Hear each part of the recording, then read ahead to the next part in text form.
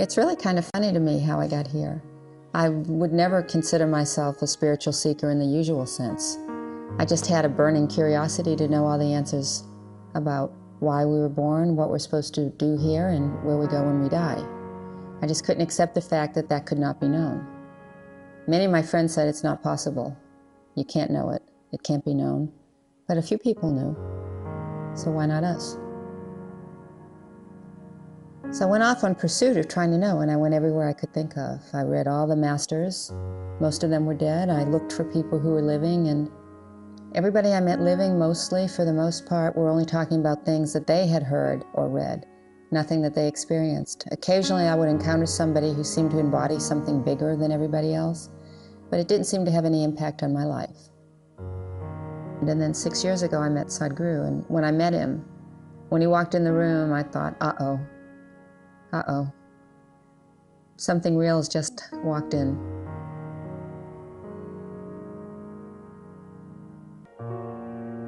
What Sadhguru has to offer the world is a way to transform yourself on an individual level. He has the technology to get you blissful. He also has the technology to open up a lot of the inner understanding that we've been looking for, to personally experience it. Wherever you want to go as a human, I believe this can take you there. It's certainly taking me someplace I had never been before, and my hope is everybody will want to experience this for themselves, because it's an incredible journey.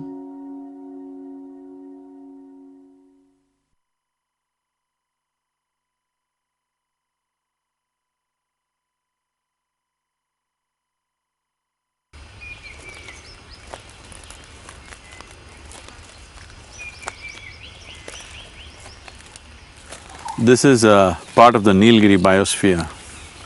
This is believed to be the second oldest mountain ranges in the world. This is the land of tigers, king cobras and elephants. I heard a huge elephant last night. It sounded enormous. You did. Are they dangerous? They're not really dangerous, but because of their size, they could be dangerous for you. I was thinking about the animals, Sadhguru. They have their own families, their own social structure. Their life's as important to them as our lives are important to us. What is it about us that makes us think we're so special? Is it just some idea we concocted? It is not our idea. Of course, human beings have grand ideas about themselves. Apart from that, what really sets us apart is just this. All animals are fulfilled the moment their survival process is taken care of. But the nature of a human being is such that only when survival process is taken care of, his life begins. So, the very privilege of being human is just this, that you're a natural seeker, you can't stop at any point. Because your stomach is full, you can't rest. You have to do many more things, and whatever you do, it's not enough, it leaves you as a continuous seeker. That's what makes a human being special. That's what makes his life into a possibility.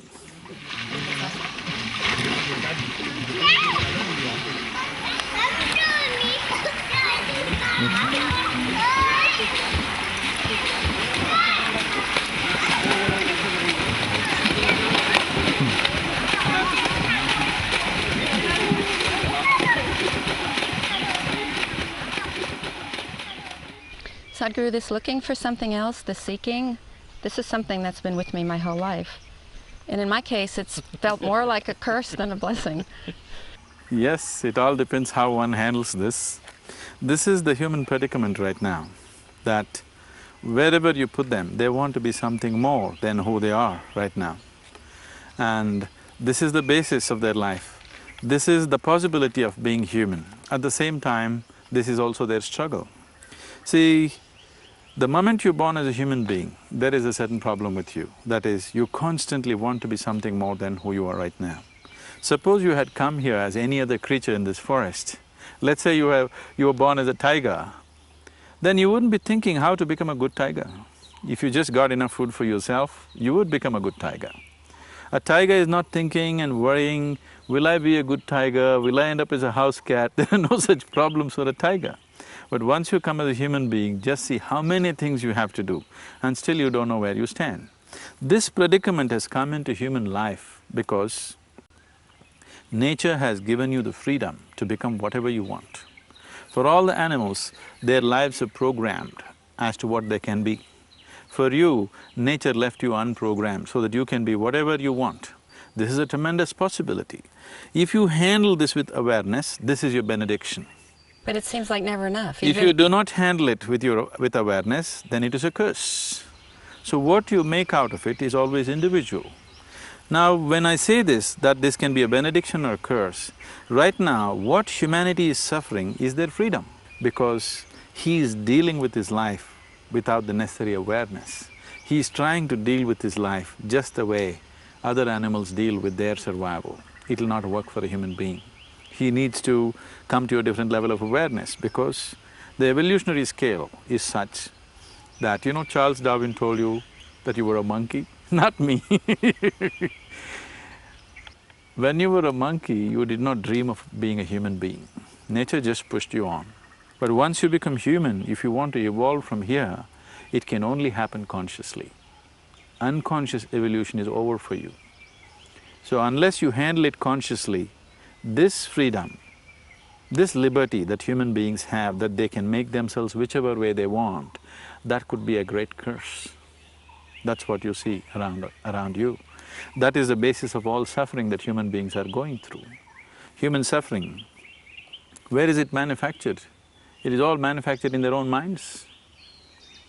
I'm not talking about physical suffering. Physical suffering could be caused, but 90% of human suffering is mental, which is caused within ourselves. Why would we cause suffering to ourselves? Obviously, we don't know what we're doing. Someone told you, you know not what you're doing.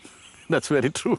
Sadhguru, I understand the confusion about what I want to do with myself, but even when I've had it all work, and I've had it work beautifully, still, it's never enough. So what is that about? Why is it that even if everything goes beautifully, you can't ever settle down with life?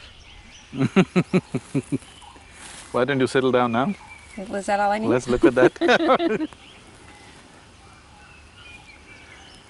Why is it a human being cannot settle down?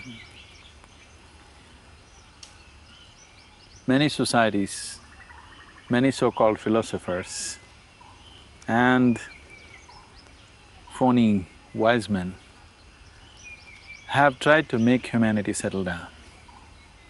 They have tried to teach them all kinds of pacifist philosophies, to tell them what you have is more than enough, be content, be settled. But not one human being on the planet has ever been settled. If there's a possibility, he'll explore it. Because the very nature of a human being is such, wherever you are, you want to be something more. If that something more happens, you want to be something more. If that something more happens, something more. So if you look at this, people have misunderstood this as ambition, greed, love, lust for money, property or wealth. No. All that a human being is seeking is expansion. Wherever you are, it feels constricted, you want to be a little more. Whatever you know best, through that you're trying to find this expansion. But essentially you're looking for expansion, not for money, not for love, not for anything. You're looking for a way to have a little larger slice of life than the way you have it right now. But how much ever you have, it's not enough. If I make you the queen of this planet, I won't make such a mistake, I'm just telling you. Even if I make you the queen of this planet, you won't be settled, you will look at the stars. So there is something within you which doesn't like boundaries. There is something within you which is constantly longing to be boundless. Now this longing to be boundless, you are giving it a physical expression, because right now your whole experience of life is limited to the physical, you are giving it a physical expression. Why I'm saying your whole life experience is limited to the physical is, right now your whole experience of life is happening to you only through your five senses, by seeing, hearing, smelling, tasting and touching. This is the way you know life. This is the reason when you fall asleep, though the world is on full scale, your body is on, your mind is on, you have no experience of either the world or yourself, simply because the five senses have shut down. And five senses essentially cannot give you access to anything other than the physical. They can only experience the physical. You can see, hear, smell, taste and touch only the physicality of the world. Everything that you know right now is physical. Your body is physical, your mind is physical, the whole world around you is physical. It may be getting subtle, but still physical. Right now the air that we breathe is physical, maybe we can't see it, but it is physical, we know it has physical properties today. So, the physicality, the very nature of the physicality is, it exists within a defined boundary. Without a defined boundary, there is no physicality. Now, this is a physical body. You call this physical only because it has a defined boundary. If there was no boundaries, it wouldn't be physical. But there's something within you which is longing to go beyond all boundaries. That means there is something within you which is non-physical, which is trying to find expression. If you go by your physical nature, then you will see eating, sleeping, reproducing and dying one day is a complete process. But this dimension within you, which is non-physical because it's constantly trying to find expression and you are giving it only a physical means, right now your situation is like this, you want to go to the moon, but you're on a horseback. Someone tells you, get yourself a new whip and you'll make it. I'm telling you, you may kill the horse, but you won't make it. If you want to go to the moon, you have to get into another kind of vehicle, otherwise you won't make it. But Sadhguru, even if you know, like even if you've tried everything and it's worked, you've tried love, you've tried money, even if it's worked and you know, okay, none of this is it, I need something inner, I need something else, you're still stuck. You don't know what to do, what happens next. So that's why the seeking drives you mad, because you know how to acquire these other things, you don't know how to go anywhere. It's better to be mad than dead isn't it? Sort of. If there is no expansion in your life, if there is no continuous happening in terms of you becoming little more than what you're right now, either by some action or emotion or thought or in some way, if there is no sense of expansion in you, you will feel stagnant and dead. So, right now, I would say restlessness is better than death. But is that the way to live? Definitely not. There is another way that you can come to ease with life. You will come to ease only when you begin to taste that which is beyond the physical. Through the physical, trying to become boundless is like counting 1, 2, 3, 4, 5 and hoping that one day you will say infinite. We cannot handle the boundless through the limitations of the physical. So your perception has to go beyond 5 senses, only then the non-physical enters your life. If your experience of life transcends the limitations of the physicality, then we say you're spiritual. That's what it means to be on the spiritual path. That somewhere, at least for a moment, your experience of life has transcended the limitations of physical. Sadhguru, the seeking for me, it's been two things. It's been the can't stand not knowing, but it's also the how do I do something with myself? And I wondered from the time I was young, how did there few people do something more with themselves? And then one day Autobiography of a Yogi showed up and it looked like yoga was a way you could actually become something else. So I tried all this yoga. I tried the yoga from Autobiography of a Yogi and I tried Tibetan Buddhism and Vipassana, and for years I tried different practices, and even nothing, I could never make anything really work like it was gonna… in my core I felt like I needed a way in, but nothing really worked until I got here, and suddenly something is catching fire, and I don't understand, what is this? It's something alive now, and it doesn't even seem that different from some of what I've done before, but it's different, it's hugely different, so what is it? And what is it about you? I hear you sit on a rock and, you know, you're enlightened, and I'm banging my head against the wall for 30 years and nothing. So, what, you know, do I have bad astrology, the wrong stars? What, you know, what is it? So, how'd you do it? You're asking me, am I the chosen one or something? Sort of. Fortunately, no. Sun came up in the morning. Did it choose on whom the sunlight should fall and whom it should not? The breeze is blowing. Does it choose who should benefit from it and who should not. So the way of the existence is such that it doesn't choose. But still, who benefits from the sunlight, who benefits from the breeze, all depends on that individual. Unless you do the right things will not happen to you. Long time ago, Noah predicted there's going to be a flood. Now Al Gore is doing it. See, I listen to their predictions and see, I'm sitting on a log, I'm safe in case the flood comes. You're sitting in a rock. I'm stuck again, see? I'm sinking. That's a choice you have, always. So unless you do the right things will not happen to you. Both of us may say the same things, but what we take out of it is still individual, isn't it? So this is the freedom that a human being has, that he can make every moment of his life a doorway to the beyond, or he can make every moment of his life a barrier and a hurdle and a bondage in his life. So the very yoga that you do can become a bondage if it is not given in its live form.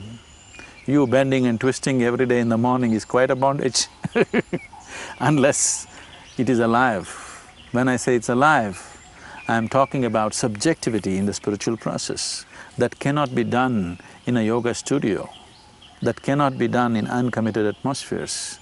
This is the reason why in this tradition, in this culture, there has been such an emphasis on a live guru, because just teaching a method is not enough. The method has to be alive. Alive means you have to infuse life into it, otherwise it'll not work. When Patanjali gave the Yoga Sutras, the word sutra literally means a thread. Yoga Sutras are the greatest document on life on this planet really, if you look at it that way. But it's a scientific statement, so it doesn't come out as a religious book, it doesn't come out as a scripture, but it is like a scientific statement, series of formulae, that's what it is. So he gave it in the form of sutras. Sutra means a thread. Now, you wear a garland, there is a thread inside, but you never wear this for the sake of the thread. You wear this for the sake of the fragrant flower that the thread binds. He gave you only the thread. You're supposed to make a garland out of it. You need a being who knows his own interiority to make a garland out of it. If you just wear the thread, You're threadbare. you're threadbare. You can add flowers to it, you can add pearls to it, you can add diamonds to it. That depends on what you have within you. And it's almost like there's life that's been There is breathed life. into this. Yes, there is life in it. Yoga is the science and technology which allows this human mechanism to function at its ultimate possibility. To use this mechanism as a stepping stone to go beyond the limitations of the physical, to know life in its full depth and potential. So, it has to be transmitted, not taught. It has to be transmitted as a live process. If it is taught, the same things are taught as an instruction or a bundle of instructions, it doesn't work that way. So that difference I think you have experienced in the last few years. Sadhguru, so what happened to me when I came here, I was on 4 prescription medications, one for insomnia, one for hyperthyroidism. I couldn't walk across the room without all the blood rushing out and feeling like I was going to faint. And then I met you, I do these practices, and in 3 months, all the prescriptions drop, and I go back to the doctor. I thought I told you 3 months is enough to get you out of that mess. You did tell me 3 months, but I didn't believe that 3 months could really do it. And even without believing it, doing the practice, 3 months still, it was almost like a miracle that suddenly I don't need the prescription drugs to sleep. I go to the doctor and he does my blood work. He's got me on this thyroid medicine to keep my blood pressure from being too low. It was a high risk for heart attack, and he gets my blood and it's normal. And he's not a New Age crystal gazing doctor. He's a, hardcore endocrinologist, very well respected. And he comes in with my blood work and says, "This is astonishing. This is astonishing. This is astonishing. I've never had anybody as hyperthyroid as you were get this well this quick." And he said, "What are you doing?" And I said, "Well, I'm doing this yoga." And he said, "I should do it."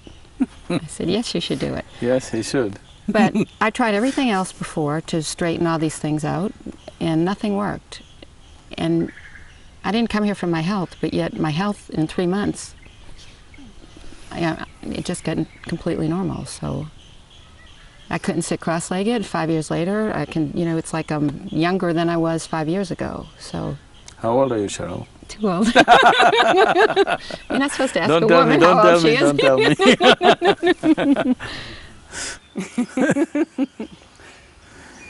So is this a miracle? There are two ways of looking at life.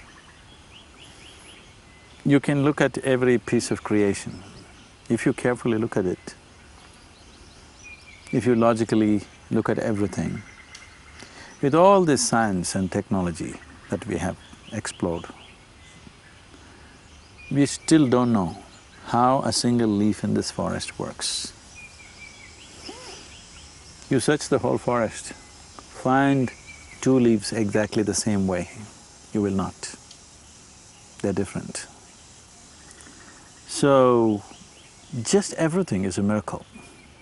How the soil is becoming a plant, plant is becoming a tree is becoming a flower, flower is becoming a fruit, fruit is becoming a human being. Isn't this a miracle? Yes. Is there anything that's not a miracle around here? Everything is a miracle, isn't it?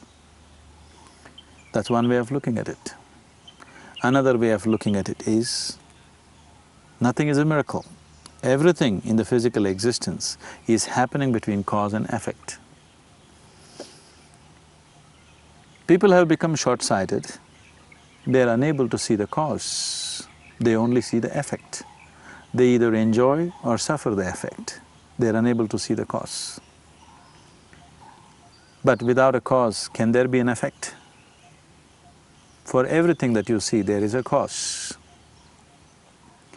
So the process of creation is happening not haphazardly, it is happening between cause and effect.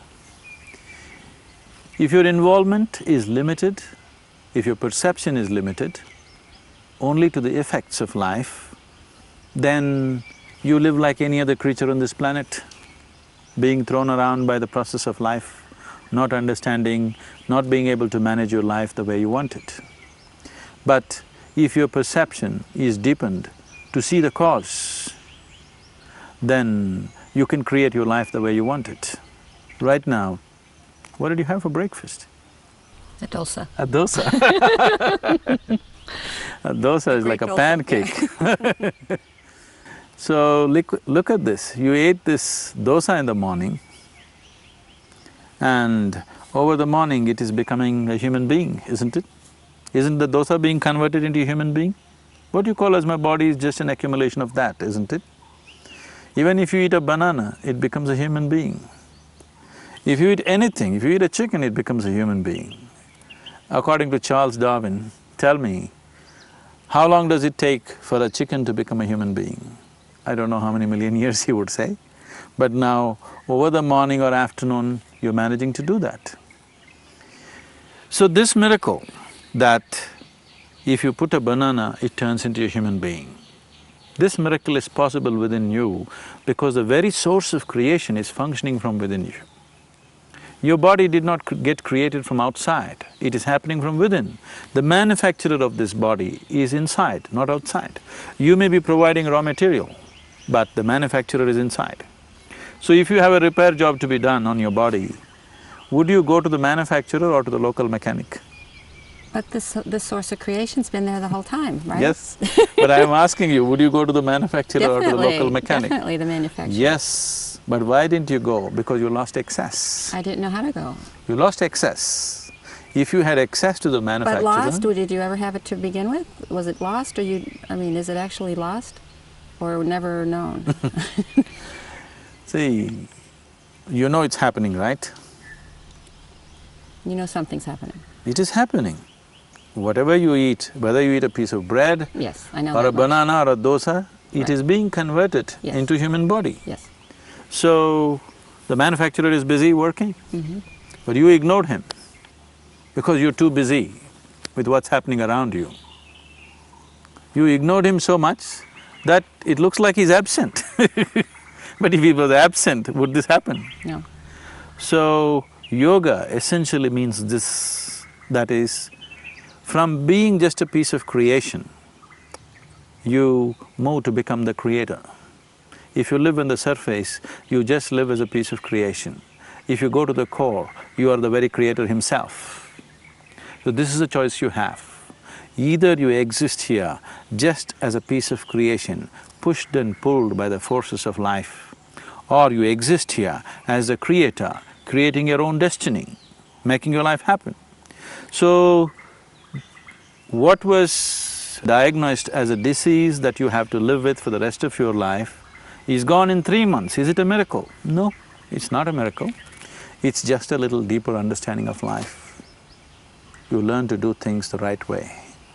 But it wasn't on the level of my mind that this fixed. No, it is not on the level of your mind at all. It's not on the level of your mind. When you say my mind, my body, obviously there's something more than your mind and body, right? There's something called as me. What is that me? Where is it? Do you know? Not really. So you don't know where you are, so how to fix yourself? So yoga is just like a GPS system trying to locate you where you really are. So this source of creation, it really is something that can be known?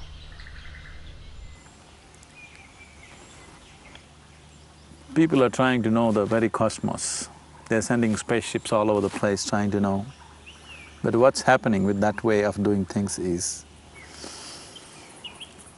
see, 1,000 years ago, if you looked up at the sky in the night, you would have seen maybe…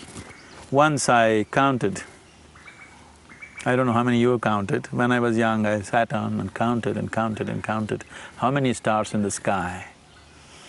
I went up once to 1,700 from one segment and I couldn't count the rest, so I segmented the rest and I assumed maybe about 7,000 to 8,000 stars in the sky that we can see.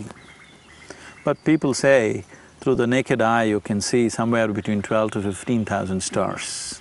I haven't seen them, but they say haven't counted them at least. So we thought there are about 10 to 15,000 stars. So we wanted to have a closer look at them and we made all kinds of powerful telescopes. So what's happened to us now is, now we know there are over 2 billion stars. Tell me, is the world getting more mysterious or less? Both. With all this exploration, it should have brought clarity, but all it's brought is much more confusion than ever before, because you're trying to know the existence from the outside. If you turn inward, beyond your sense perception, if you turn inward, then the very process of creation is happening within you. Everything is happening within you, that this body is being created all the time. So if you know this mechanism, if you know this piece of life, absolutely, that's all I know. I have not read any scriptures, either of the East or the West. All I know is, I know this piece of life from its beginning to its ultimate. If you know this piece of life, you know almost everything that's worth knowing, because the way this piece of life is made, that is the way the whole cosmos is made. This is just a miniature version. If you know this, which is easy to know, Not because… so easy, not so easy. When you say it's not so easy, it is because you're trying to know the nature of life, but you want to dissect a frog, a cockroach, any animal that you see, you will not know it that way. You are life, aren't you? Are you life? You'll say, no, I'm a woman, I'm an American, I'm this. No, you're not all that, you are just a piece of life. All that is incidental. The essential thing is you're a piece of life. If you want to know life, do you have to dissect a frog or do you have to look inward? Which is a better way? Inward. Which is a more intimate view of life? But it's not so easy after your attention's gone out so far to all of a sudden try to look in. You don't know what you're doing trying to look in. That's simply because right now your perception is completely limited to the sense perception. Sense organs are essentially outward bound. You can see what is outside. You can't roll your eyeballs and scan yourself. You can hear this, but you can't hear all the activity that's happening within you. If an ant crawls upon your hand, you can feel it, but so much blood flowing within you, can you feel it? No. So essentially, sense organs are outward bound. You cannot use them to turn inward. Sense organs turned on the moment you were born because they're instruments of survival.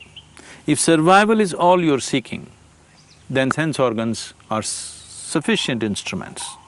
But now you're longing to know something beyond the physical. You're longing to know the very nature of your life. You're longing to know the very origin of your life. Now sense perception is not good enough. There are other dimensions of perception which have not been turned on within you because they are not instruments of survival. They don't get turned on with birth. You have to strive, you have to consciously pay some attention to them, otherwise they don't get turned on. So with the simple yoga that you're doing, that's all we did with you. Turn on other dimension of perception, suddenly you have access to the source of creation within you, and in 3 months your disease is gone. It's not a miracle. It is just a deeper understanding of life and a more profound way of living, that's all.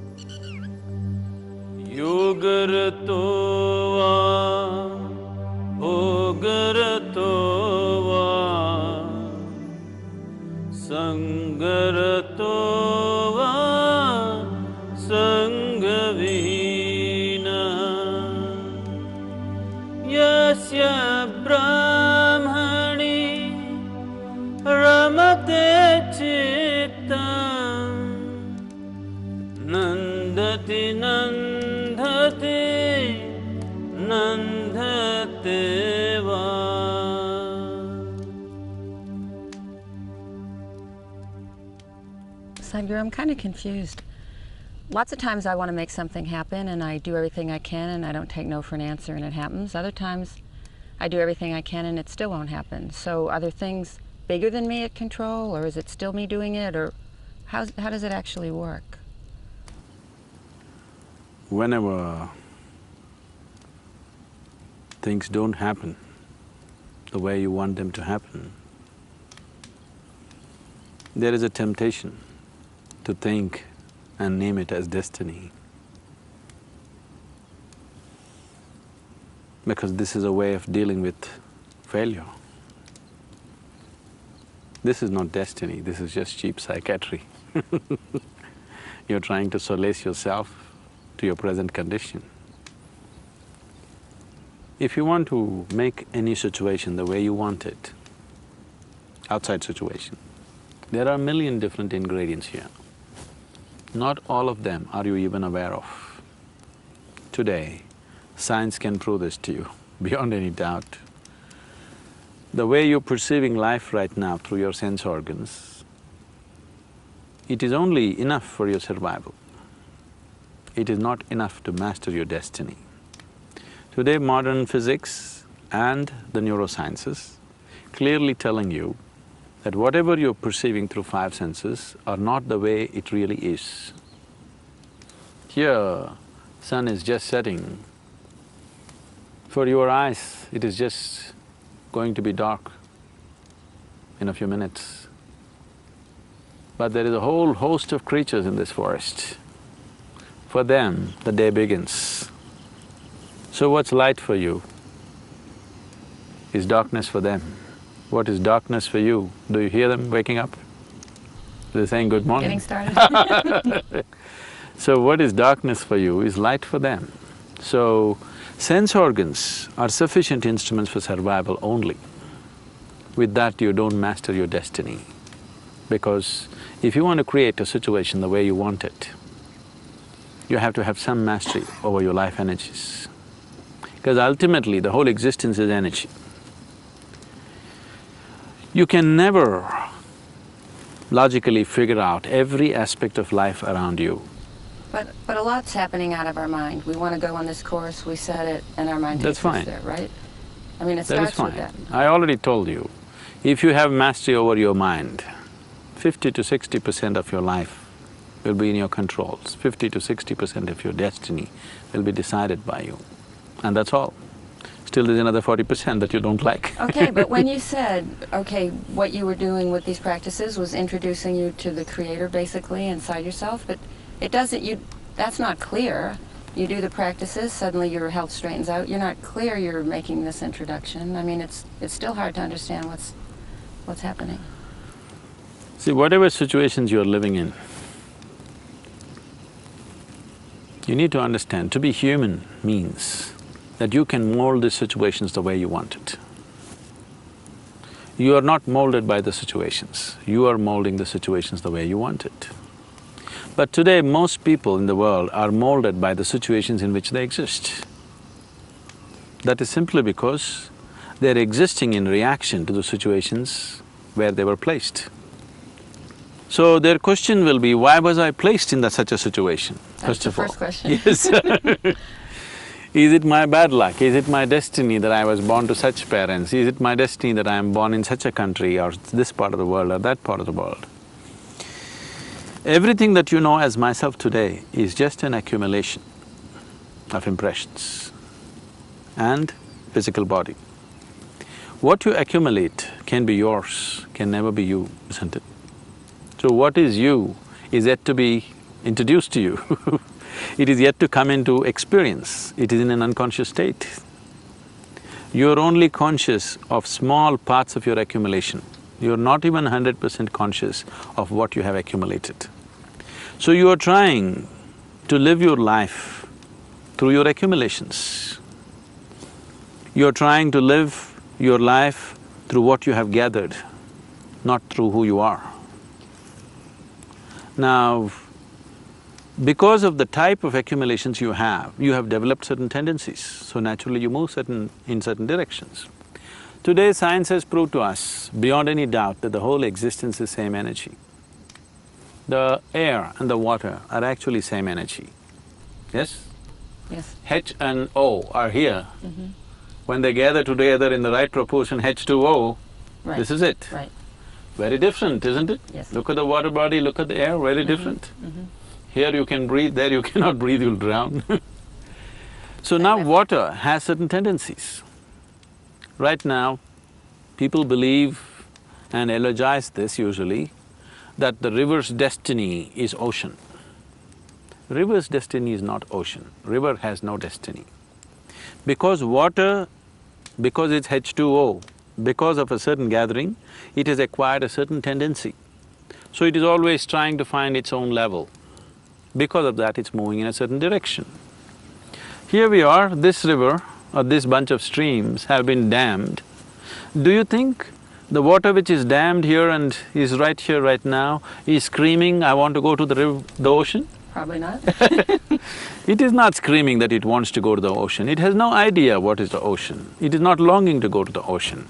But if you open up the dam, naturally it may go. That is because of the tendencies of the water. Similarly, you have acquired certain tendencies depending upon what you have gathered within yourself, what type of impressions you have gathered, accordingly you have gathered tendencies. It is not that this cannot be changed. This water is trying to go to the river, always flowing downward, isn't it? If evaporation happens, suddenly the water moves upward. Isn't it defying the law? So we can change… Similarly, whatever your current tendencies are, if you do certain things with yourself, you can completely change that. In 24 hours' time, you can completely rewire yourself. irrespective of your past experience of life, Completely. your genetics, Completely. your DNA, yes. In Irrespective 24 of who hours' your parents were, where you were born, where you grew up, irrespective of all that, you can completely rewire yourself in 24 hours' time. I can show you any number of people who have become like that, totally transformed. That's what we mean by transformation. We're not talking about change, we're talking about transformation. So, what's wrong with the way I am? Nothing wrong. If you ask me, what's wrong in being limited? Nothing wrong. It's just limited, that's all. I'm not asking that. 100 years ago, whatever they believed as their destiny, many of those things, we have taken them into our hands, isn't it today? Varieties of diseases, infections, deaths. All these things we believed were destiny. If 1 million people died of black plague, we thought it's their destiny, it's God's will, isn't it? They even told you, your marriages were made in heaven. You don't believe that anymore, do you? Maybe once. So, so many things you believed because that's what they told you, but many things that you thought was really destiny, out of control, determined by God or somebody else up there, today all those things are in your hands because we have taken charge of a few things. So what we call as technology today is just this, that within the laws of nature, everything that could be taken charge of, someday we will take charge of it on the outside. So when I say inner technology or inner engineering, that's all I'm saying. Everything that this life is naturally happening to a certain law. If you understand, if you perceive and if you know what is the nature of life within you, you can take charge of it completely the way it happens. If you take charge of your life completely the way it happens, your physical body, your mind, your emotion and the life energies, if you take charge of it, then would you let any unpleasantness happen to you? Never. Unpleasantness is happening to you in the form of anger, fear, anxiety, stress, because your basic faculties like body, mind, energy, emotion, nothing takes instructions from you. They're doing their own things, as if they don't belong to you. They must be doing… Your mind and your body is here to serve the life within you. But right now, the life within you is enslaved to your mind and your body. This is a complete distortion of life, the way it should function. You're trying to handle life topsy-turvy, upside down. So no wonder so many things are out of control. Even if things are in control, you're still anxious. Sadhguru, why is it running on its own, the mind, and I mean, where did all this… how did I start it, or how did it get started? Every moment of your life, whether you're awake or asleep, moments of sleep and moments of wakefulness, everything that comes in contact with your five senses is recorded within you on many different levels. On the level of your mind, on the level of your body, on the level of your chemistry, on the level of your very energies, it is recorded. These are the backup systems so that you don't lose your software. This software is what traditionally people are referring to as karma. Karma means a certain accumulated mass of information which has now formed its own tendencies. Here in the East, in India, we refer to these tendencies as vasanas. What vasana means is, literally means smell. So what kind of garbage you have in your head, that's a kind of smell.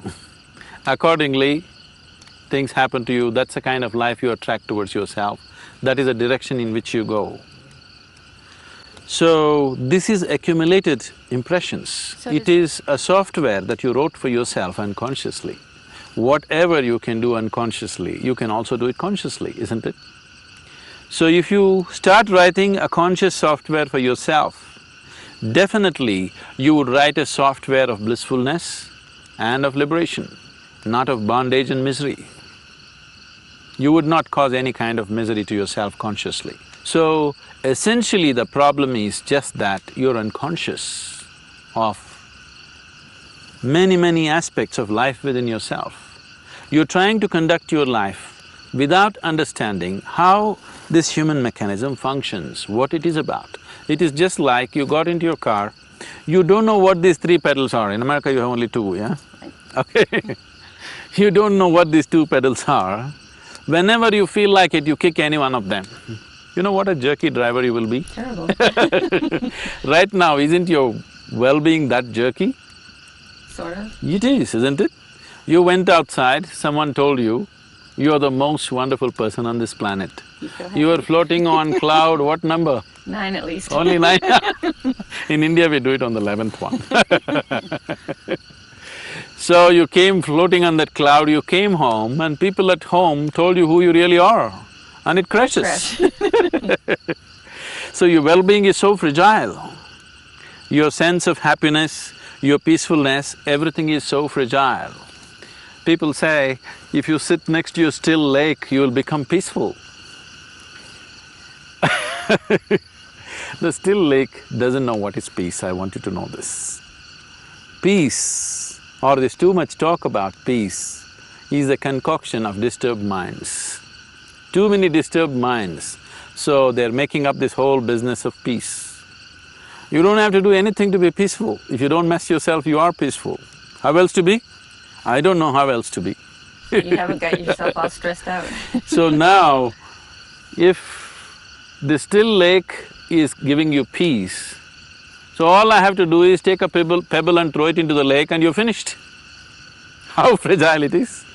Now you make yourself in such a way, if you sit here, if the lake doesn't know peace, the lake should become peaceful because of your presence, because these are all inanimate objects. But here, the very source of creation is becoming conscious. I'm not saying it is not there, it is there also, but in a different form. Here it is much more possible to access. Once you have access of that, your presence settles everything around you. What is around you doesn't settle you. Right now, if they want peace, they go to the top of the mountain, a lake or an ocean. No, wherever you go, that whole place should become peaceful. We have sayings like this in India, if one being gets enlightened, the whole world will experience peace. When there are poetic ways of expression. When certain yogis got enlightened and they walked through the forest, the trees bloomed out of season. So does it, one enlightened being affects the whole creation in a positive way? Definitely he does. Definitely he does. If you have a small percentage of them, the world would change dramatically. That's what we're trying to create. That's what we're working for, to create at least a small percentage of them. If you create a small percentage of beings who are totally in charge of the life process within themselves, their very reverberation that they create, they can bring peace to the world. At the same time, I'm not talking about peace in terms of war and peace. Even if there is no war, there is no peace in human mind. It can create all kinds of chaos. Yes, there is a war being waged upon yourself within yourself, isn't it? Regularly. If that is taken off, there is peace. If there is no violence in you, the possibility of violence on the planet is remote, isn't it? Definitely. We are always trying to fix the world. Our ideas of revolution is always about fixing the world. We have fixed the world substantially. If you fix it anymore, there'll be no world left. That far we have gone. However much you fix the world, still human beings are not happy because we have not done anything about fixing the interiority. There is no universal salvation without individual salvation. There is no universal transformation without individual transformation. If you, me and one more person are transformed, a small piece of the world is transformed. This is the only way it can happen. It cannot happen from somewhere else. It can only happen from within. So when we talk about spiritual processes, we are not talking about going to temple, mosque or church. We are not talking about looking up or looking down or looking around. We are talking about looking inward, which is a completely different dimension. All your life you looked outward. Look at the irony of it right now. Let me tell you something. This moment you're sitting here, do you see me? Where am I? Right here. Where? Right here. Here. Not true. This light is falling upon me, reflecting, going through your lenses, inverted image in the retina, you know the whole story. So where am I right now? Right here. Yes. So you see me inside of yourself. Where do you hear me? Inside of Inside of myself. yourself. Where are the mountains? Where are guess the I'm mountains? seeing them inside of Inside of myself. yourself. Where is the lake? So that's like inside some- of yourself. This is like some So, hologram? have you seen anything outside of yourself? I guess not. You have not. Your whole perception has always been within yourself. But now the problem is, your sense organs are outward bound. So your sense organs never give you access to the internal, but your whole experience of life is internal. This is the struggle. This is the reason why people are not in charge of their lives. This is the reason why people think their lives are being run from somewhere else. But for me, for 30 years, I've known I wanted to go inward and I've had no luck. Nobody ever does it by luck. Well, even with effort, it didn't work. Let me tell you a joke. You know, our center in Michigan, if you go there in winter, one of the sport for people is ice fishing because the Great Lakes freeze and people go cut a hole in the ice and do fishing. So on a certain day, an old-timer went ice fishing in the peak winter time, just around Detroit. So he cut a small hole, sat down, put his line and sat down there with a crate of beer next to him because fishing is a patience game. So he waited the whole day. The beer cans got emptier and emptier, he got little dizzy, but no fish. Went morning 10 o'clock, already 4 in the evening, still not a single fish. But it doesn't matter, fishing is not about fishing. Fishing is about killing time and drinking beer. But then at 4 in the evening, a boy from downtown area with a huge boombox on his shoulder, blaring rap music, came jiving like that and came sat down close to the old man, somewhere little away, at a little distance from the old man, cut a hole, sat down for fishing. He put his line. The old man looked at him.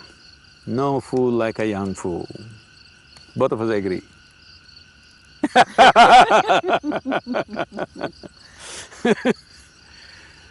I've been sitting here the whole day quietly and I have not caught a single fish. And the fool comes with blaring music and he hopes to catch fish. And he ignored him and focused on his fishing. To his amazement, within 10 minutes, the boy caught a huge trout. He landed a huge trout and it went into his basket. He couldn't believe this. He looked at him. Then he thought, ha, flash in the pan. Luck. Ignored it and focused on his fishing. But in another 10 minutes, the boy landed one more trout. Now he could not ignore him. This is not luck. He just sat there looking at the boy. The music was blaring, the boy was jiving, sitting down, and in another 10 minutes he landed one more trout. Now, he kept his he kept his pride aside and slowly walked down to him and asked, I've been sitting here the whole day and not a single fish. In 30 minutes you have 3 wonderful trout in your basket. What is this? What is the secret? The boy lowered the music and said, roo-ra, roo-ra, roo-ra, ra, rough. Said, what? The boy repeated, roo-ra, roo-ra, roo-ra, ra, rough. The old man said, I don't understand what you're talking about. Then the boy spat out a blob of something into his hands and said, you have to keep the worms warm. You got to do it the right way, otherwise it won't happen. So you sitting there the whole day, that's not the point. You have to do the right thing, otherwise life doesn't work. It doesn't matter who you are, life doesn't work for you unless you do the right things. Always people who believe that they're good people are always wondering why it's not working for them and why it's working for someone else. Whoever does the right thing, for him it works. The existence is not judgmental. So you're a good person. So, even if you don't water the tree, will it grow? You're a bad person. If you take care of the tree, will it grow? So good, bad, all these things are in your head. These judgments are essentially human and socially conditioned. In every society, they have their own idea of what is good and bad. But the existence is treating all of us the same way. Whoever is receptive right now, he gets the bounty of life. So the whole aspect of yoga is to make you receptive. What does that mean, though? When I say receptive, What does it mean? what is being receptive?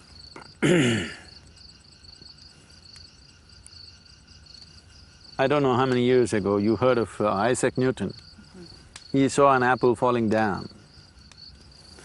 And that's a great observation. I'm sure every village boy knew that apples fall only down. Anyway, he noticed it and the law of gravity was propounded. The apple fell down, that's true. He noticed that, wonderful. But he did not notice the whole big tree has grown up against the gravity. You never noticed that? True. Isn't it? True. The rain is falling down, Right. that's fine. Right. But how did the cloud get up there first? So, there is gravity and there is grace. You are only available to gravity as long as your experience of life is limited to the physicality of who you are. If your experience of life transcends the limitations of the physical, then you become available to grace. Suddenly you function like magic. Other people think you're magic, but you know, you're beginning to access and become available and become receptive to a different dimension of life. And for everybody it is wide open right now. Nobody is better equipped than another person. When it comes to outside realities, all of us are differently capable. What you can do, somebody else cannot do, what someone else can do, you cannot do, this is how it is. But when it comes to inner possibilities, all of us, every one of us, every human being is equally capable.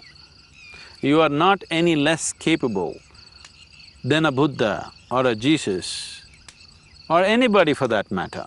Now you are looking at me in a certain awe because of the way I live. You are not less capable than me when it comes to inner realities. When it comes to the outside, we are differently capable. For sure you can't drive like me. For sure. But you could meditate like me, nothing to stop you. You can be joyful like me, you can be blissful like me, nothing to stop you. But outside physical capabilities are different, they're acquired. But inner capabilities, all of us have to the same extent. Unfortunately, never explored, never accessed.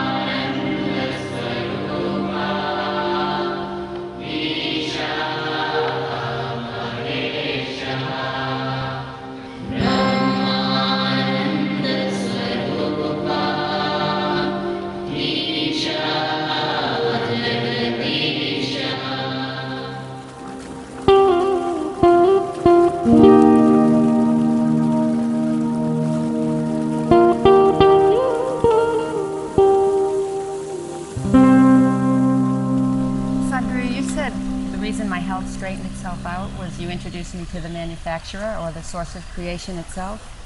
And yet this is still not something that's in my experience. Is this eventually something that will become in my experience?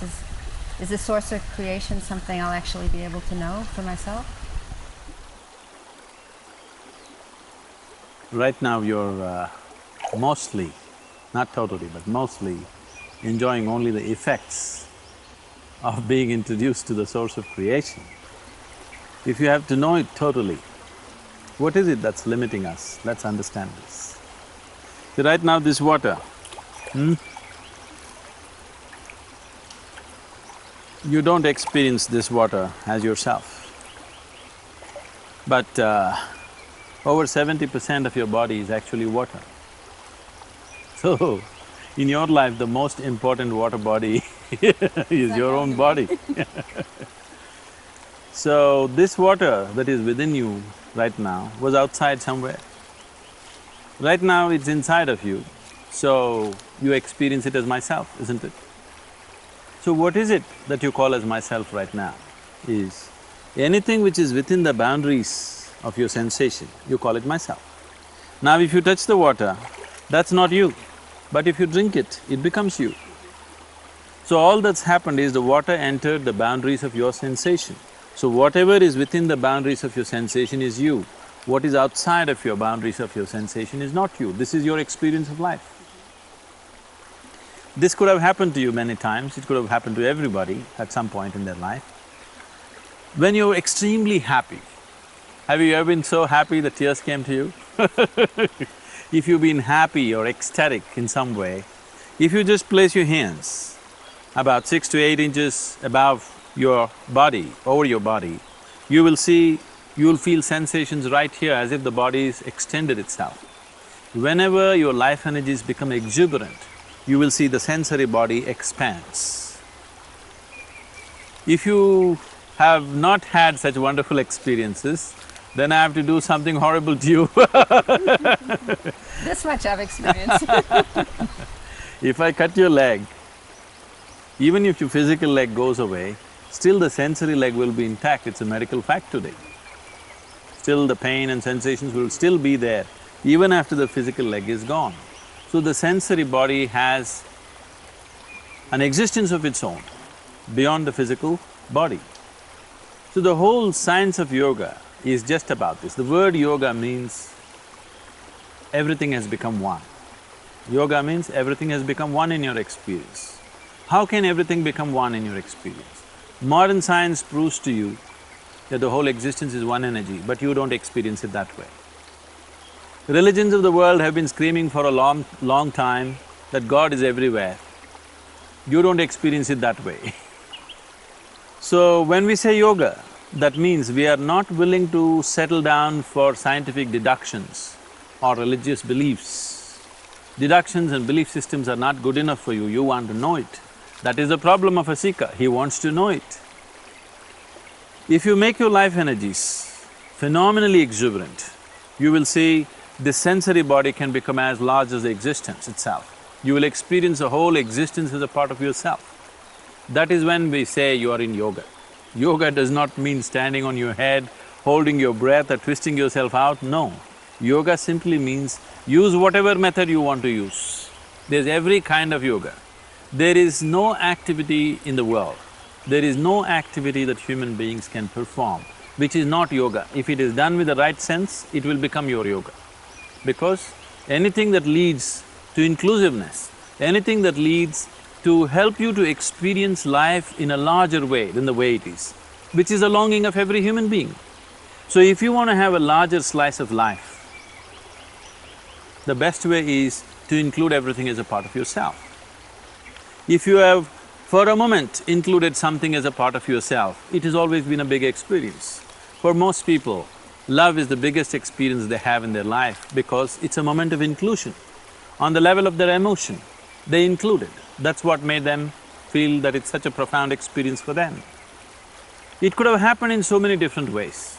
If it finds a pure, basic physical expression, then we call that sexuality. If it finds an emotional expression, we call this love, this longing to include. If it finds a mental, psychological expression, generally in the society it gets labeled as ambition, conquest. If it finds a conscious expression, then we call it yoga. So yoga is not different from what you're doing with your life already. Already with your life, you're trying to include more and more. But if you go by physical means, it'll only lead to conquest and conflict. So yoga means you sit here and the whole existence becomes you, not even yours, it becomes you. See, right now, what you're experiencing as myself are the things that you have gathered, isn't it? This physical body is something that you accumulated through the food that you ate. What you call as my mind is an accumulation of impressions. So what you have gathered, you're experiencing as myself. If you gather the whole existence into yourself by expanding the sensory body, then everything is yourself. Is this possible? Is this some kind of a thing for people, somebody who is living in the Himalayan cave? No. Wherever you are, it is possible within you if you keep your life energies exuberant enough. When I say exuberant enough, by doing the Shambhavi Mahamudra and other Isha Yoga practices, there have been moments in your life when you have felt something within you which is not physical, which is not of the body, which is not of the mind, another dimension which reverberated within you, which is far bigger than the mind or the body. But it's a fleeting experience. So it is just a peep. It is just a peep at the creation, or it is just a peep at the source of creation. Now you want it to be a continuous experience. If you can have a peek into something for a moment, is it difficult to open the door and look at it all the time? It is just a question of inclination and ability to hold yourself there, isn't it? So is that possible? It is possible for every human being. Every human being is equally capable of knowing the source of his existence, of knowing the nature of his existence. When it comes to outside realities, all of us may not be equally capable. When it comes to inside realities, you are as capable as I am. It has not happened because your attention is somewhere else. So does it mean to say, I have to change my whole life? No. What you do with the outside is one thing. What you do with the inside is totally different. That's why people ask me, how much of yoga should I do? I say 24 hours. You shouldn't do anything other than yoga. You should make your, running your family into yoga, going to your office into yoga, your business into yoga, your very process of breathing and every step that you take into yoga. It is not about doing something, one particular practice which is yoga. You make every aspect of your life as a stepping stone for a higher possibility. That is the essence of Isha Yoga. That is what is produce the results for you. It is not about doing a particular practice.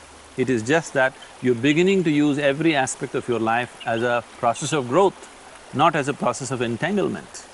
That is the essence of yoga. So, if you use your intelligence to reach towards your ultimate nature, here we call this Jnana Yoga, yoga of intelligence. If you use your emotion to reach towards your ultimate nature, we call this Bhakti Yoga, yoga of devotion and love. If you use your physical body to reach towards your ultimate nature, we call this Karma Yoga, yoga of action. If you transform your inner energies and try to reach towards your ultimate nature, we call that Kriya Yoga, yoga of transforming energies. These are the only four things you can do. It doesn't matter which religion you are, what philosophies you're following, these are the only four things you can do. You can either use your body or your mind or your emotion or your energies, there's nothing else you can use. So the problem right now is, people are trying to do any one of them. I must tell you this story. This is a wonderful story from the yogic lore. On a certain day, 4 men were walking in this forest. One of them is a Jnana Yogi, one who takes the intelligence path. Another is a Bhakti Yogi, one who is a devotee. Another is a Karma Yogi, a man of action. Another is a Kriya Yogi, who transforms his inner energies. They cannot be together usually, because they can never be together. They don't agree with anything. But today they were walking together. Why I'm saying they cannot agree with anything is, a man of intellect, one who uses and employs his intellect excessively, who thinks logically, for him, a devotee looks utterly stupid. Utterly stupid. Somebody who is trying to walk looking up at the God that he believes in sounds very, very stupid. He cannot get along with him. A devotee has pity for the man of intellect because when God is here, instead of holding his hand and walking, what is all this hair splitting he is doing? Such a waste of life. He's having more fun. A man of action thinks all these philosophies are just a concoction of lazy people. Because if you want something to happen, you gotta do it. Just do it, you know. If you want really something to happen, you have to do it. So, man of action has total disdain for other people. A Kriya Yogi, one who transforms his energies, has a certain mastery over his energies, he has absolute disdain for all these three people, because after all, the whole existence is energy. If you do not transform your energy, where do you go? You can't go anywhere. Because of these attitudes, these four people cannot get together, but today they were walking together and suddenly a rainstorm broke loose. Rain and winds severely happening, so they started running looking for a shelter, and they found an old temple. The temple was in a dilapidated condition. All the walls had collapsed, only 4 columns were standing and a roof and a deity in the center. So these people ran into the temple, not in love for God, just escaping the storm. So they ran in, then the rain started lashing from every direction and there was no place to stand there, so they got closer and closer. Then there is no other way to escape the rain, they just hugged the deity and sat down, all 4 of them. God appeared. Then, in all their minds, the same question, why now? We did so much worship, so much yoga, so many things. You didn't come then, why now? Then God said, at last you 4 idiots got together. That's all that happened with you. You understand? Your mind is running away somewhere, your emotion in a different direction, your body is doing its own thing, your energies, you don't know what's happening. In that condition, it won't work. Unless you put these 4 wheels together, only then you can drive this somewhere. If the 4 wheels of your car are facing in different directions, if you try to make a journey, it'll be torturous. Then what would you choose after some time? You will choose to live in a stationary car. It's very safe actually, really, believe me. But does willingness or receptivity also come into this, or is there more to it? I mean, okay, everything's happening, the mind, the body, it's all, but there's something that still says in me, isn't there more I should be doing, or something else? Or something I'm not doing right? You must have noticed that sometimes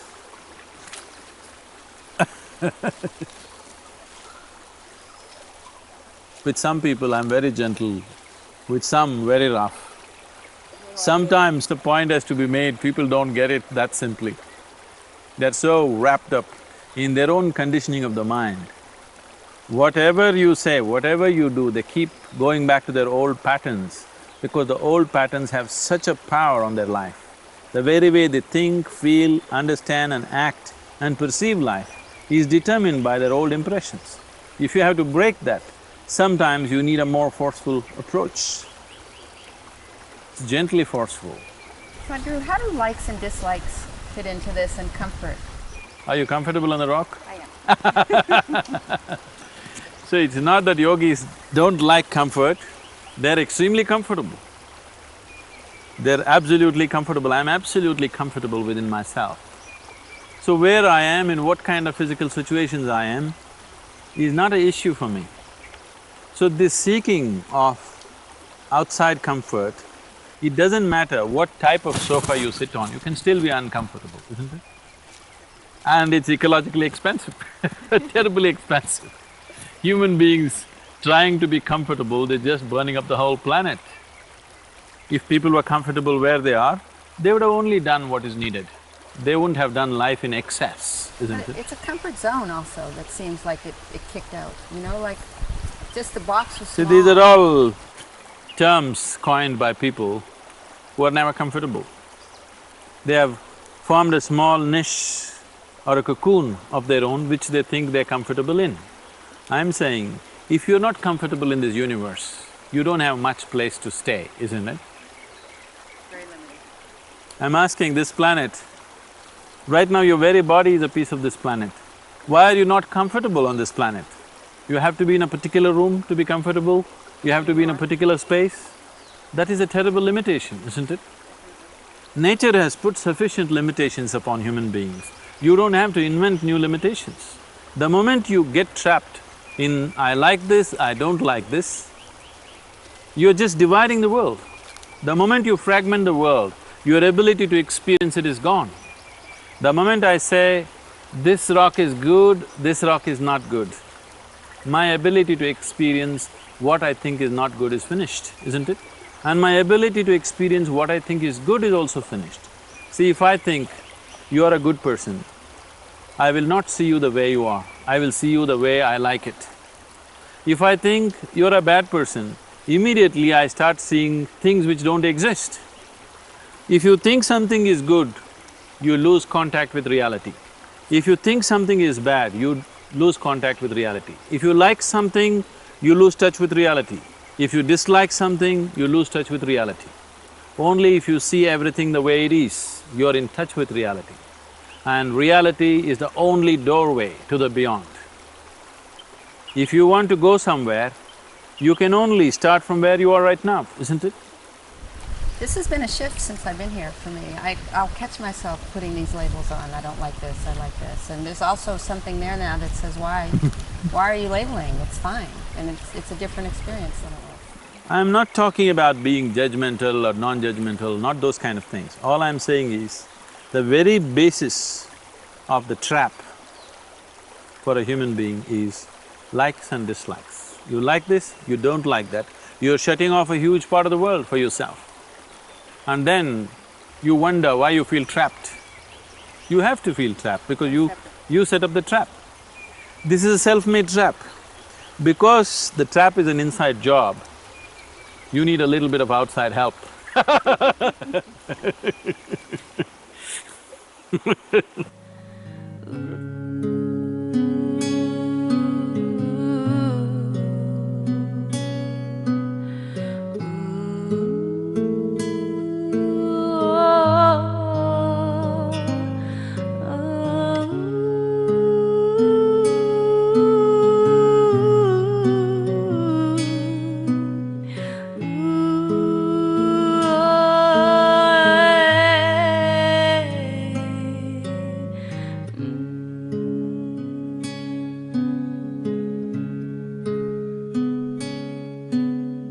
Sadhguru, it amazes me and everyone I know, including my doctors, that I got this well this quickly. In fact, every 6 months they're having me take these tests to see if this is really going to last. So, what is it? I'm in better shape than I was when I was 15 years younger. Is there some way to understand what this is and what it does? So, your doctors are wondering whether this is a permanent fix? It is not. This will last only as long as you live. Well, that'll be good enough. So what is it? Is there some way I can understand for myself how it works? See, the human body, the understanding of human body in today's medical science is so outwardly. Nobody can cause health from outside, nor can you cause joy from outside, nor can you cause peace from outside. You may have external stimulants, but essentially it is happening from within. If you want to know this, first of all, we need to have some understanding of what this body is about. As there is a medical physiology, we have a whole yoga physiology. We can look at this body as 5 sheets or 5 layers of body. These 5 layers, we call them the physical body, the mental body, the energy body, the etheric body and the bliss body. So physical body is that which you can obviously see is an accumulation of the food that we have eaten. So the type of food that we have definitely has an impact on what type of body you gather. The next one is the mental body. When we say mind, we are not referring to any one particular part. Every cell in the body has its own intelligence. So there is a whole mental body. And these two are like, this is your hardware, that is your software. Your hardware and software are no good unless they're plugged into quality power. So the third layer of the body is the energy body. The first 3, the physical, the mental and the energy body, are physical in nature. They're just getting subtler, but they're still physical in nature. The fifth layer of the body, which is referred to as the bliss body, is totally non-physical. And the fourth, which is known as the etheric body, the nearest word, we call this Vijnanamaya Kosha, the nearest word or the common word that is used is etheric, it doesn't describe that. This means it's a transitory nature, from physical to non-physical. The fifth dimension is totally non-physical. Anything that is non-physical cannot be described or defined. You can define and describe only that which is physical. So, we are talking about the fifth layer of the body in terms of our experience. Whenever we are in touch with it, we feel blissful. So, we are referring to it as bliss. It is like if a child touches something and if it feels hot, he won't call this by its name, he says, that's hot. Just like that, due to lack of words to describe or because of the impossibility of describing a non-physical dimension, we are talking about it in terms of our experience. So we refer to it as bliss because whenever we are in touch with it, we become blissful.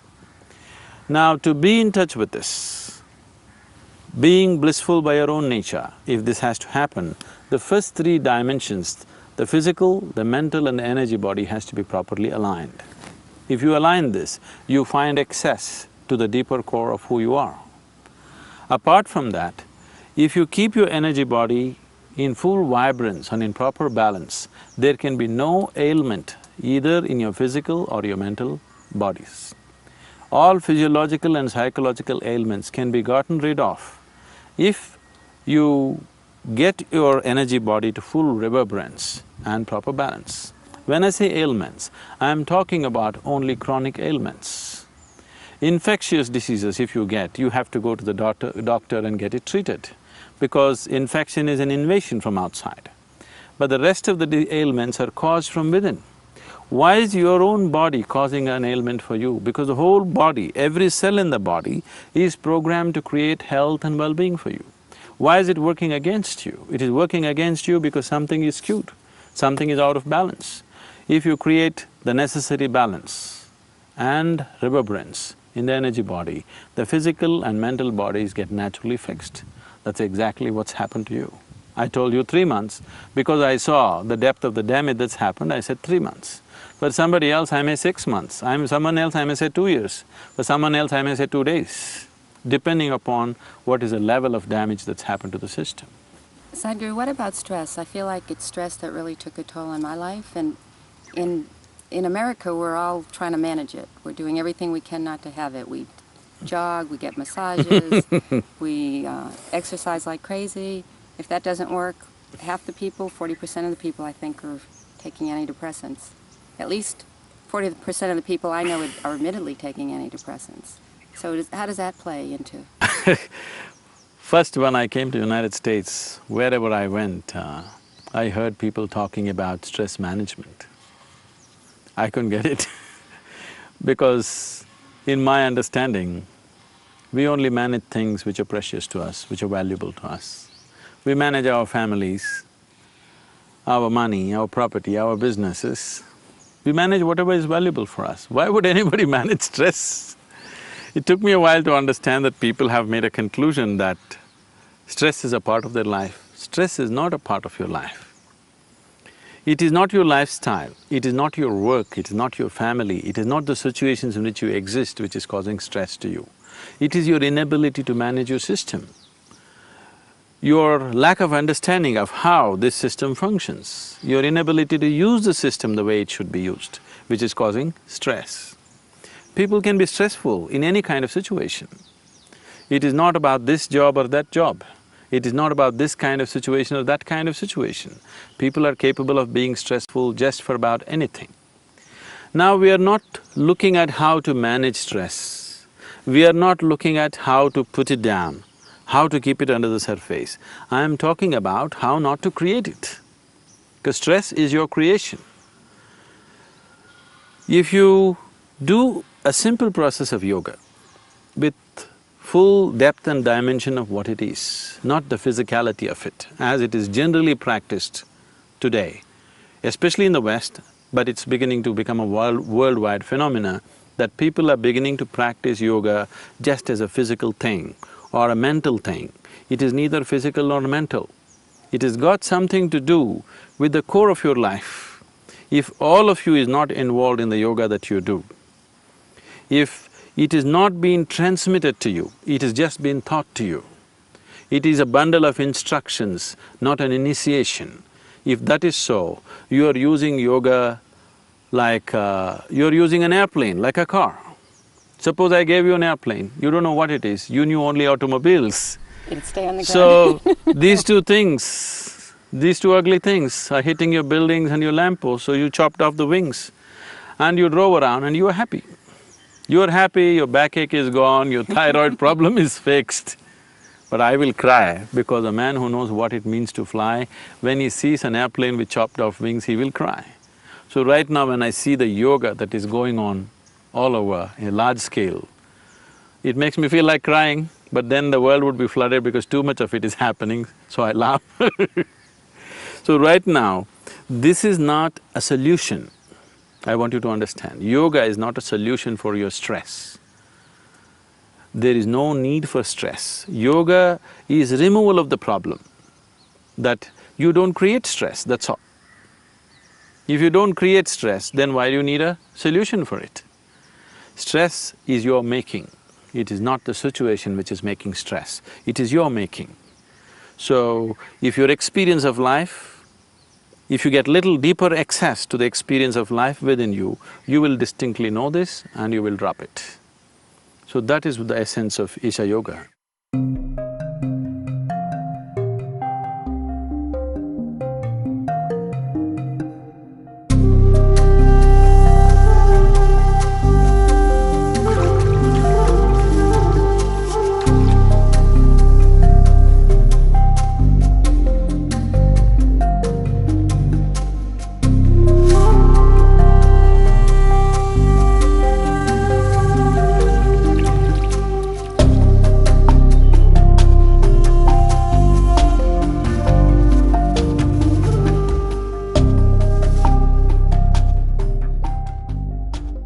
Sadhguru, a lot of the spiritual traditions talk about the moment of death as the most significant moment of your life. Is there something to that? Is that really true? All those moments before that moment are very important. Every moment? All the moments before that moment in your life are most important. If you don't realize that, it is like people trying to catch the final moment of their life. You can't. Unless you have caught a lot of moments in your life as a deep, penetrating experience for yourself, you just can't catch the final moment of your life. You try this and see.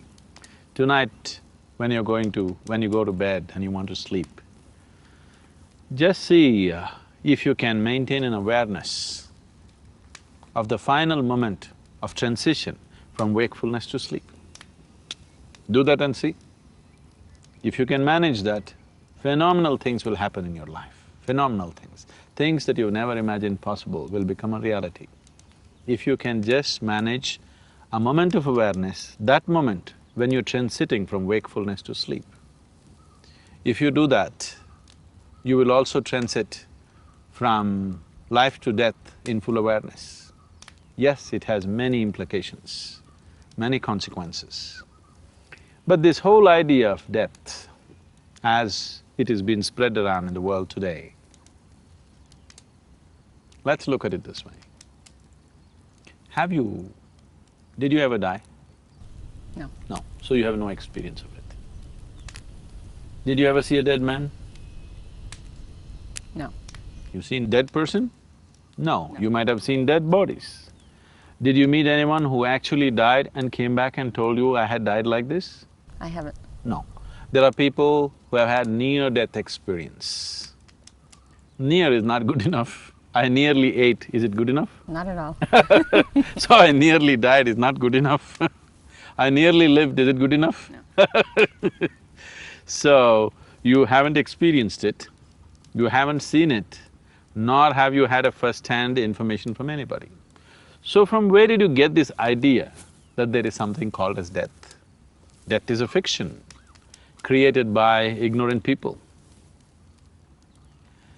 Death is the creation of people who live their lives in total unawareness. There is only life, life and life alone, moving from one dimension to another dimension to another. There are many dimensions to the life process.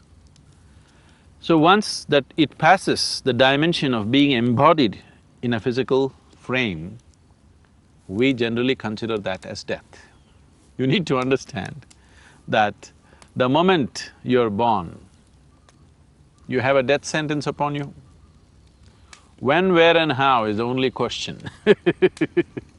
but you're on a death row. Your death is confirmed, isn't it? Definitely. We don't know whether you'll get educated or not. We don't know whether you'll get married or not. We don't know whether you'll know joy or not. We don't know whether you'll know misery or not. But we know one day you will die. That one thing is guaranteed. We don't like it though. You don't like it because you have wrong ideas about it. There's a beautiful story in the yogic law. It is part of the Indian tradition that when someone builds a new dwelling or a house, they invite a sage or a yogi to come and bless the house. Because it's a new space, they want it to have a certain, positive spiritual reverberance. So they always invite a sage. Yogis are invited to new homes. So they invited a yogi. A certain rich family built a beautiful house, they invited the yogi. They welcomed him wonderfully, they treated him like a king, they served him food. Then, time to leave, then both the husband and wife came and asked for a blessing. Then the yogi said, first let your parents die, then you die, then let your children die. The man freaked out. He said, you fool, we treated you like a king, and now you say, first my father should die, then I should die, then my children should die. What is this nonsense? The yogi was surprised. What did I say wrong? Would it be good if you died before your father? Or would it be good if your children die before you? Terrible. There is nothing wrong with death. It has to happen. Only because there is death, there is life. It is just that we are only concerned that it doesn't happen in an untimely manner, that we don't want our children to die before us. If we want it to happen in a proper order of life. If it happens in a proper order, it is beautiful, that means your life has gone well. Now this whole fear about death is simply because you have no idea about what it is. You have formed ideas about everything, just about everything. But no matter what ideas you formed about life, when you're confronted with the moment of death, you really don't know anything. That's one space of life which has remained uncorrupted by human mind. Everything else we have corrupted, isn't it? Whatever was supposed to be sacred, all these things are hugely corrupted by human mind. Human minds have corrupted love, relationships, God, divinity, everything. They have corrupted it and twisted it out whichever way they want. Death is one thing that they're still clueless about. Though a lot of people would like to talk authoritatively about it, they know they're going to go to heaven, they're dead sure about it.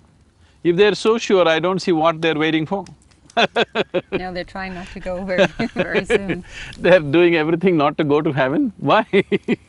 If you're so sure you're going to a wonderful place, better place than this, you must hurry up.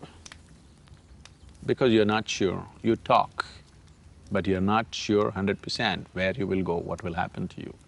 Just to solace yourself, just to psychologically be able to handle life, you create all these things. But essentially, the very idea of death has come to you because people have been talking about it without knowing about it.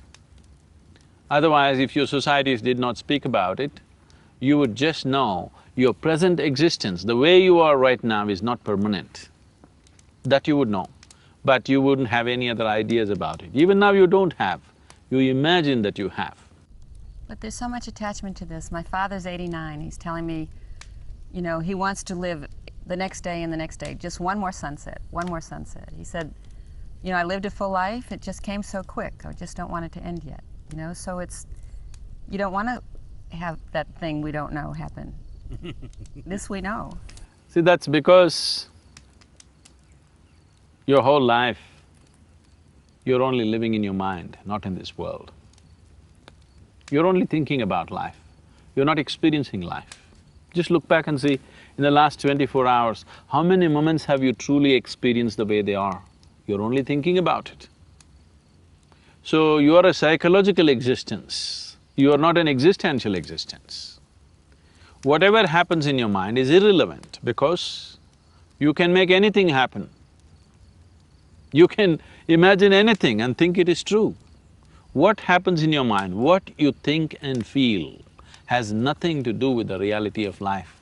But right now, humanity has invested so much towards what they think and feel. They've made it so important, obviously they will miss life. What this essentially means is, your own petty creation that you create in your mind has become so important for you that you are missing the magnificent creation of the Creator. You missed it all. Now at 89 you want to watch a sunset, nothing wrong, at least now you're aware of it, I'm glad. But why did you miss it for so many years? Because you're too busy with your own petty creation in your mind, isn't it? This body is just a piece of this earth. It has popped up from this earth and it'll go back to this earth.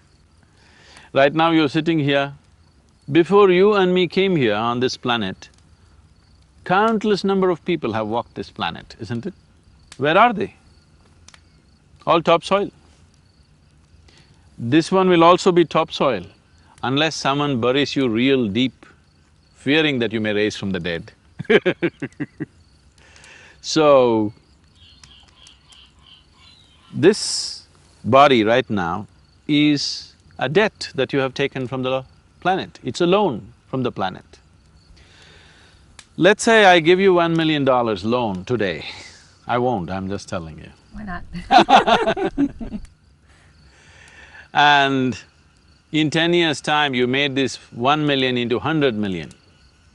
And after 10 years, if I come looking for you, what would you do with me? I'd give you $1 million back. You would welcome me, you would welcome me. I'm your dear friend, isn't it? Yes. You would welcome me gladly and give back my million and maybe give me an extra million and send me.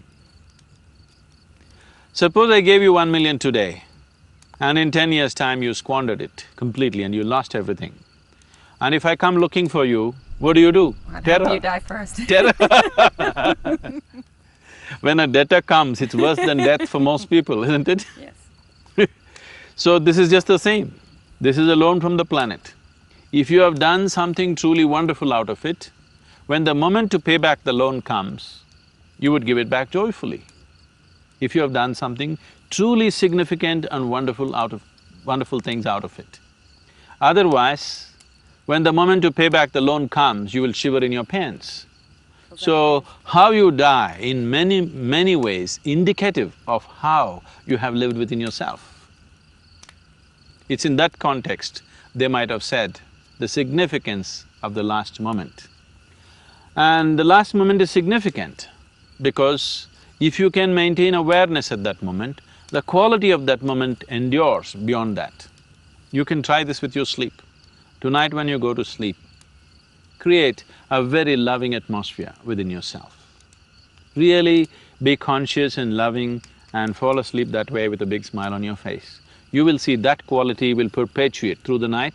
When you wake up in the morning, you will see that quality radiating out of you. So, Eastern cultures have always made this happen, that you must sleep in a particular way, you must wake up in a particular way. For all this, they've fixed particular methods as to how to do it. Yoga and spiritual processes have specific ways of how to go to bed, how to wake up in the morning. This is why. Because it will perpetuate through. When that moment of transition is of a certain quality, naturally that quality endures. So when that moment of death is of a certain level of awareness or pleasantness, naturally that pleasantness and awareness will endure. Because when you're here in this embodied form, when you are here with this body and this conscious intellect, you have a discriminatory mind. Right now, whatever is offered to you, you can choose. But once you have left your body and your discriminatory mind, after that you don't have choices, you only move by tendencies. Whatever your tendency is, accordingly you will move. So are you saying we're less conscious when we drop our body? See, there's always been this, harboring this hope that… It is not about being conscious or maybe not conscious. you'd know something You when have you dropped lost your your body. discriminatory intellect. Now that there's a discriminatory intellect, if I give you a mud ball and an apple, you can look at this and eat the apple, not the mud ball. But once you don't have a discriminatory intellect, you go according to your tendencies. Even right now, so many people on this planet are causing misery to themselves, not because they want to, they're going by their tendencies, they have become compulsive. Compulsiveness simply means that you're not exercising your discriminatory intellect. You're not aware enough to do that. That is true even now for most people. If people were exercising their discriminatory capabilities, if they were aware enough to do that, would you choose misery or joy? Never, never choose misery, always You would choose never joy. choose misery, isn't it? Nobody would be miserable on the planet then, if they exercise the discriminatory quality of their intellect. So that final moment, if you create a certain tendency of pleasantness, then beyond, what is beyond the body, that transition will be very pleasant. It's based on this, when a person is dying, when a person is near death, generally in almost every culture this awareness is there to some extent, that at that time, that's not the time for anger, that's not the time for, remorse, that's not the time for hatred. All those things you drop and do the best that you can do to create a pleasant atmosphere around him. It once happened, there were two sisters who had a feud between them. And they had not spoken to each other for 35 years. Wow. So, this is Matilda and Lucia. Matilda, at the age of 87, was about to die. She was on her deathbed. Then Lucia came to see her. Matilda looked at her and said, "Okay, I'm going to die. So if I die, all that I hold against you is forgiven.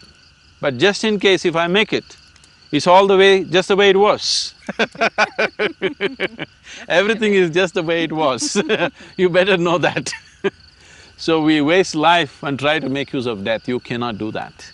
If you maintain a certain level of awareness right through your life, the moment of passing also can happen in your awareness. You live a life of unawareness and you expect that moment to be aware. Such things don't happen to people. Sadhguru, is there such a thing as immortality? See, the very idea of life being what it is has come to you only because of the mortal nature of what it is right now. The spiritual process for a human being always begins only when he thinks about death, not when he thinks about God. When he thinks about God, he only thinks of living better, having more things, having a better life, having an easy ride. But the moment he starts contemplating on his mortal nature, that's when he begins to think, what is this all about? It's true for me. What is before this? What is beyond this? So, mortality or mortal nature of life is not a curse, it's a blessing. What we need to understand is, what you call as my body is something that you have gathered. What is the big deal about giving it back? You're making it such a big deal because you are so identified with things that you're gathered. You become that. In your experience of life, you've become the things that you have gathered. Because you have become that which you have gathered, this is the essence of ignorance. This is the essence of pain, this is the essence of misery, this is the essence of suffering, that you believe yourself to be something that you are not. This is the essence of chattering mind. People come and ask me again and again, Sadhguru, I try to meditate, my mind is going all over the place. The moment you identify yourself with something that you're not, your mind will not stop for a moment. You do what you want.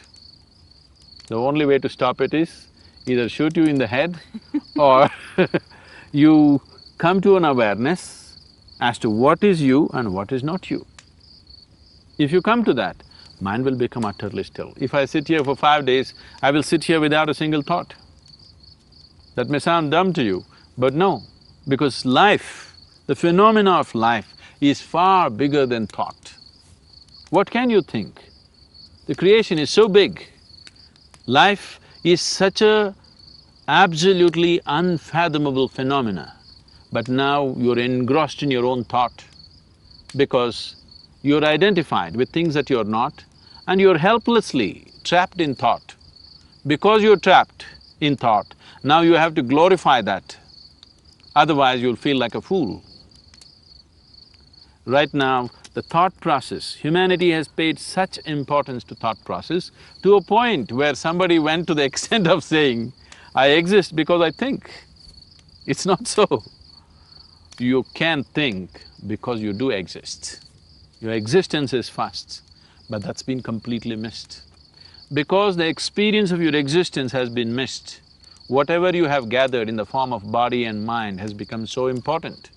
Now dropping it has become such a big problem.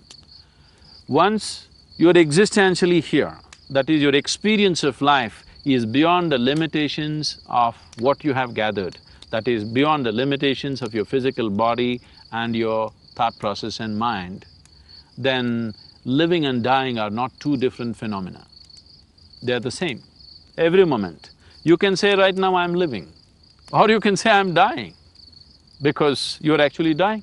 One day the process will be complete, but you're actually dying.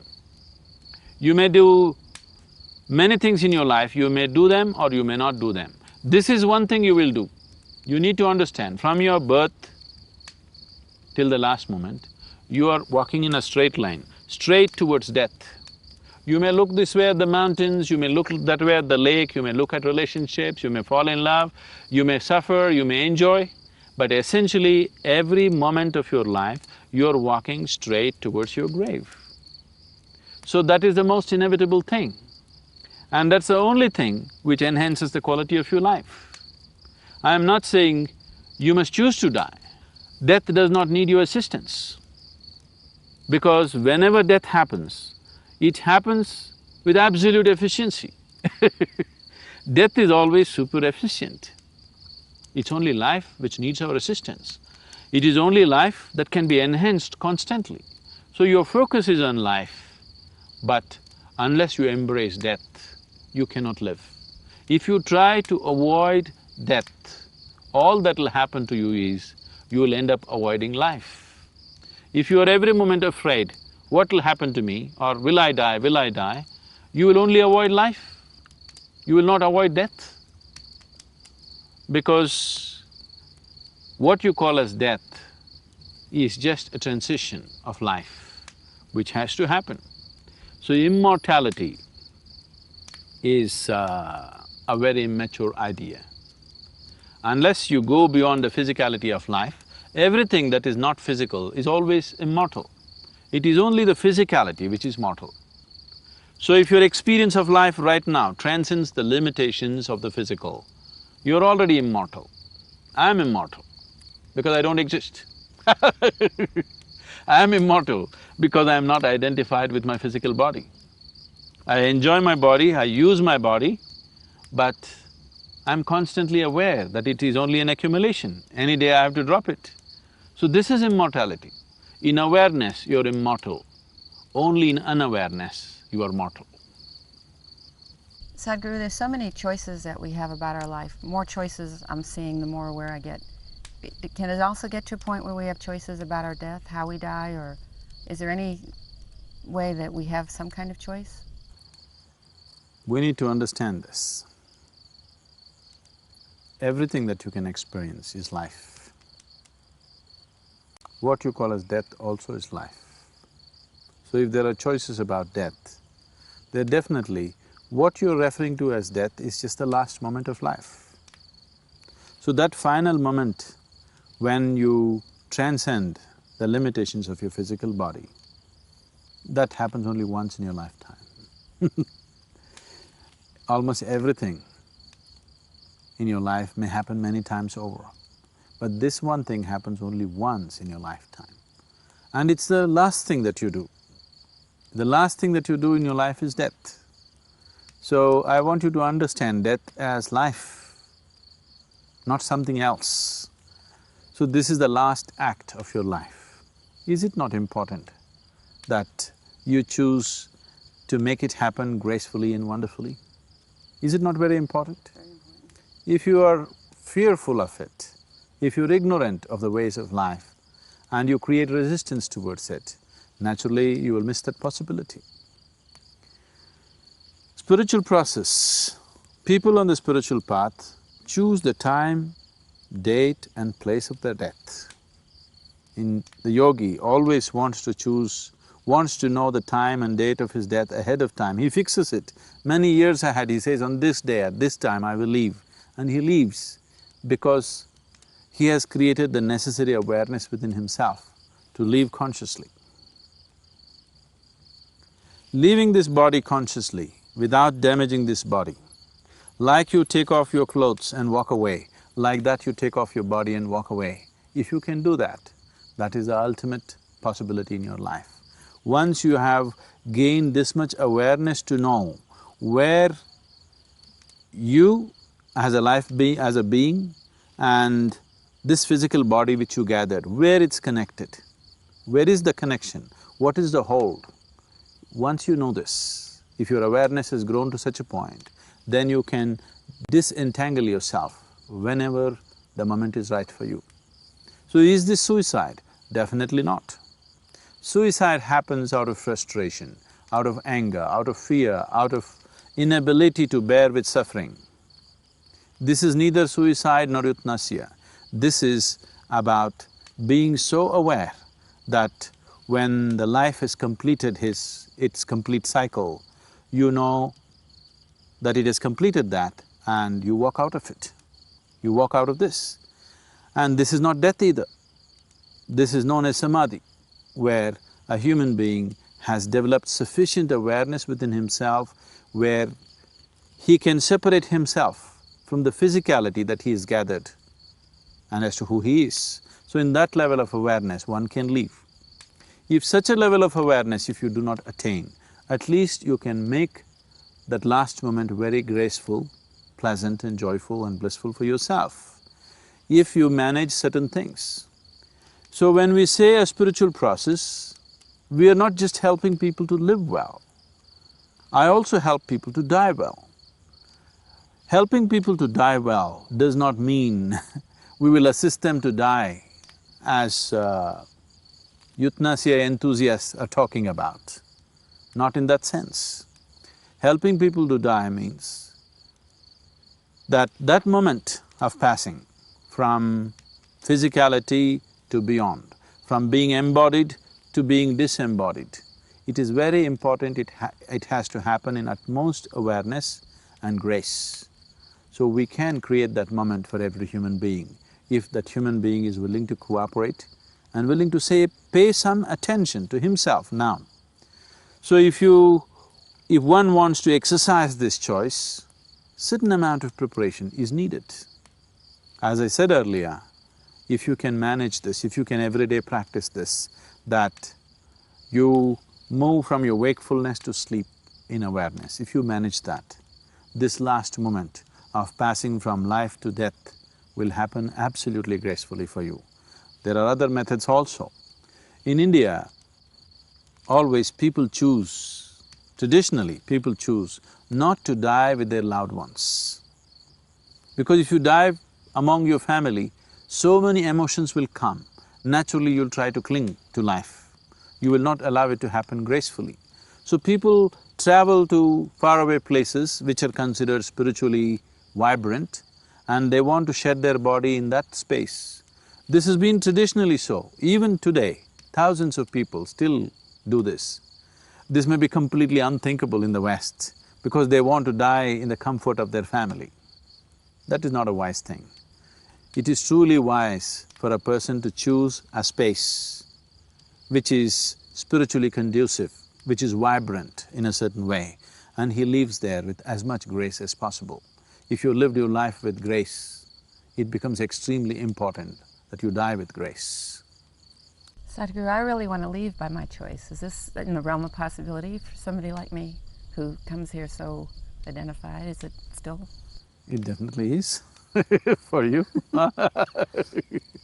Definitely is for you.